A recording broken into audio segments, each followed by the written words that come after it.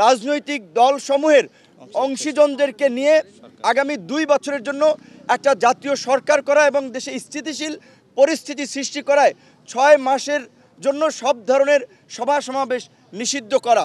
বাংলাদেশের 53 বছরের ইতিহাসে আজকে একটি নতুন অধ্যায় রচিত হয়েছে।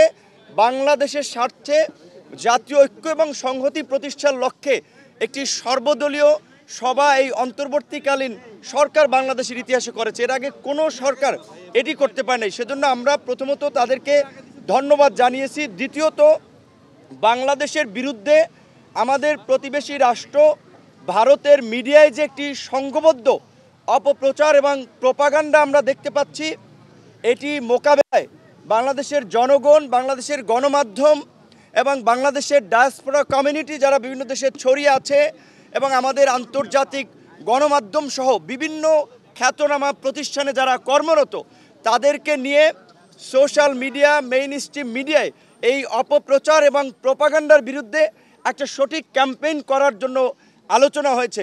বাংলাদেশের আপনার উপ হাই কমিশনে আগরতলায় এবং কলকাতায় হামলা সহ পতাকায় আগুন দেওয়া এবং ভারতের বিভিন্ন রাজনৈতিক দলের নেতাদের বাংলাদেশ নিয়ে একের পর এক উস্কানিমূলক বক্তব্য, আমরা এটা ভারতের সরকারি অবস্থান কিনা সেটি জানার জন্য আলোচনা হয়েছে এবং সরকার এটি নিয়ে ভারতের সরকারের কাছে ব্যাখ্যা চাবে, সেটিও আলোচনা হয়েছে। যদি ভারত আমাদের সাথে একটা বন্ধুত্বপূর্ণ সম্পর্ক এগিয়ে নিতে চায় সরকারের পক্ষ থেকে এবং বাংলাদেশের রাজনৈতিক দলগুলোর পক্ষ থেকে সেই অ্যাপ্রোচ হবে। যদি ভারত সে ধরনের অ্যাপ্রোচ না দেখায়, তাহলে আবার বাংলাদেশের এই মুহূর্তে যারা মিত্র তাদেরকে সাথে নিয়েই বাংলাদেশ তার কর্মকৌশল ঠিক করবে।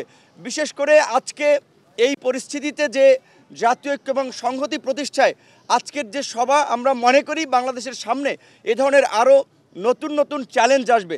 সেই জায়গা থেকে গণ অধিকার পরিষদের পক্ষ থেকে একটি প্রস্তাবনা ছিল যে রাজনৈতিক দলসমূহের অংশীজনদেরকে নিয়ে আগামী 2 বছরের জন্য একটা জাতীয় সরকার করা এবং দেশে স্থিতিশীল পরিস্থিতি সৃষ্টি করায় 6 মাসের জন্য সব ধরনের সভা সমাবেশ নিষিদ্ধ করা।